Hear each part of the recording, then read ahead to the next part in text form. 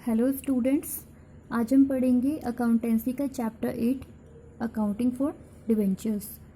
सो debenture क्या होता है? It is a document issued by a company under its common seal for arising out of A loan. मतलब ये एक document होता है जो कि कंपनी इशू करती है लोन लेने के लिए, किसी बैंक से या फिर किसी दूसरे फाइनेंशियल इंस्टीट्यूशन से लोन लेने के लिए इशू करती है। इसके नीचे है टाइप्स ऑफ डिवेंचर्स। कितने टाइप्स के होते हैं? फर्स्ट, सिक्योर डिवेंचर्स, वो डिवेंचर्स जिसकी सिक्योरिटी होती है, मतलब जिसके लिए हम बैंक को असेट दे सके सिक्योरिटी के तौर पे। सेकंड, अनसिक्योर डिवेंचर्स, ऐसे डिवेंचर्स जिसकी कोई सिक्योरिटी नहीं होती। थर्ड, रिडीमेबल डिवेंचर्स, वो जो कि एक स्पेसिफिक पीरियड के बाद वापस किया जा सके, डिवेंचर होल्डर्स को रीपे किया जा सके। फोर्थ, इररिडीमेबल डिवेंचर्स, जो कि कंपनी के पूरी लाइफ टाइम में वापस नहीं किया जाएगा, रीपे नहीं किया जाएगा। फिफ्थ, कन्वर्टिबल डिवेंचर्स, ऐसे डिवेंचर्स जिसे हम शेयर्स में कन्वर्ट कर सके। इसके अंदर ही आ जाएगा ये नेक्स्ट, फुली कन्वर्टिबल डिवेंचर्स, मतलब डिवेंचर का पूरा अमाउंट जो कि शेयर्स में कन्वर्ट हो जाए। नेक्स्ट, पार्टली कन्वर्टिबल डिवेंचर्स, मतलब डिवेंचर का कुछ ही हिस्सा, केवल कुछ हिस्सा शेयर में कन्वर्ट हो सके। एट्थ है नॉन कन्वर्टिबल डिवेंचर्स, ऐसे डिवेंचर्स जिसे हम शेयर में कन्वर्ट नहीं कर सकते। नेक्स्ट टॉपिक है distinguish between A share and A debenture. हमने इस चैप्टर से पहले पढ़ा था इश्यू ऑफ शेयर्स। तो शेयर और डिवेंचर में क्या डिफरेंस है, किस बेसिस पर है? फर्स्ट पॉइंट है ऑनरशिप, मतलब जो शेयर होल्डर होते हैं वो कंपनी के ऑनर होते हैं और जो डिवेंचर होल्डर हैं वो नहीं होते ऑनर। सेकंड पॉइंट है form of return, share issue करने पे हम क्या रिटर्न में देते हैं? डिविडेंड पे करते हैं, और डिवेंचर पे हम इंटरेस्ट पे करते हैं। थर्ड पॉइंट सिक्योरिटी, शेयर की कोई सिक्योरिटी नहीं होती है और डिवेंचर पूरा सिक्योर होता है असेट चार्ज करके, असेट देके। Fourth point voting right, share holder को वोटिंग राइट होता है, वो वोट कर सकते हैं। डिवेंचर होल्डर को ऐसा कोई राइट नहीं होता, के पास कोई राइट नहीं होता। फिफ्थ पॉइंट है रिस्क, शेयर में ज़्यादा रिस्क होता है एज़ कम्पेयर टू डिवेंचर्स, और डिवेंचर में कोई रिस्क नहीं होता क्योंकि वो सिक्योर होता है। नेक्स्ट टॉपिक है issue of debentures. Issue of debentures, इसे हम 3 तरीके से इशू कर सकते हैं। फर्स्ट है फॉर कैश, कैश में हम कैसे करेंगे? जैसे हम शेयर को इशू करते हैं उसकी जो एंट्रीज होगी उसी तरीके से हम डिवेंचर्स की भी एंट्रीज करेंगे। जैसे जब हम जहाँ पे हम शेयर एप्लीकेशन लिखते हैं उसकी जगह पे डिवेंचर एप्लीकेशन लिखेंगे।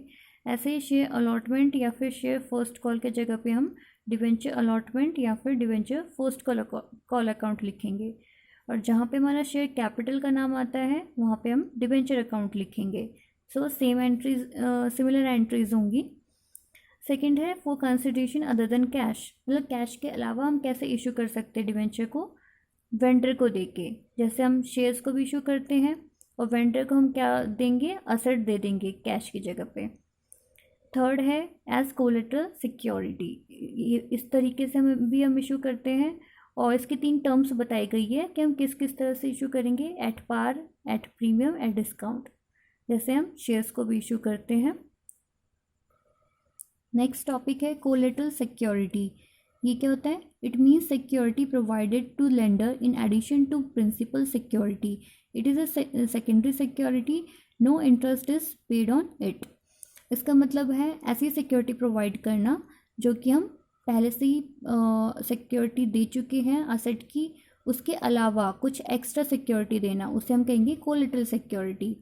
इसको हम सेकेंडरी सिक्योरिटी बोलते हैं और इस पर कोई भी इंटरेस्ट पे नहीं किया जाता। It can be credited in 2 ways, इसको हम 2 तरीके से क्रेडिट कर सकते हैं। फर्स्ट मेथड है नो एंट्रीज मीट, मतलब कोई एंट्री पास नहीं करेंगे, इसमें केवल हम एक नोट दे देंगे लास्ट में। सेकंड मेथड है इसमें एक एंट्री पास करेंगे, इसकी एंट्री क्या होगी? Debenture suspense account debit to % debentures account. इसमें परसेंट क्या इंडिकेट कर रहा है? जैसे कोई भी परसेंट दे दिया हमने, 9% डिवेंचर्स, 10% डिवेंचर्स, तो जो परसेंट है वो हमारा रेट होता है जिस रेट पे हम इंटरेस्ट पे करते हैं डिवेंचर के ऊपर। नेक्स्ट टॉपिक है loss on issue of debenture, कई बार हमें डिवेंचर इशू करने पे लॉस हो जाता है। तो वो क्या है, it is a loss of capital nature, for this entry will be, मतलब वो कैपिटल नेचर का लॉस है और इसके लिए हम एक एंट्री पास करेंगे, profit and loss account debit to loss on issue of debentures account, मतलब हमें हर साल लॉस को राइट ऑफ करना होगा। नेक्स्ट टॉपिक है इंटरेस्ट ऑन डिवेंचर्स। ये क्या है, it is paid at a fixed rate whether profits are earned और not by the company and usually payable half yearly, कि जो डिवेंचर पे जो इंटरेस्ट होता है वो हम फिक्स्ड रेट पे करते हैं, फिर चाहे कंपनी को प्रॉफिट हो या ना हो उससे पे करना ही है, और वो यूजुअली हाफ ईयरली पे किया जाता है। इसके लिए कुछ एंट्रीज़ हैं। First, when interest is due, due की एंट्री क्या होगी, debenture interest account debit to debenture holder account to income tax payable account. Debenture interest account में हमारा पूरा अमाउंट आ जाएगा ग्रॉस इंटरेस्ट, और इसमें नेट इंटरेस्ट आ जाएगा, और इनकम टैक्स पेबल में इनकम टैक्स डिडक्टेड का अमाउंट आ जाएगा। इसका मतलब क्या है कि जब भी हम इंटरेस्ट पे करेंगे उसके पहले हम चेक करेंगे कि टैक्स कितना पे करना है, पहले उसका अमाउंट लिखेंगे, फिर उसको लेस करने के बाद जो अमाउंट बचेगा वो हमारा नेट इंटरेस्ट होगा जो कि डिवेंचर होल्डर अकाउंट में जाएगा।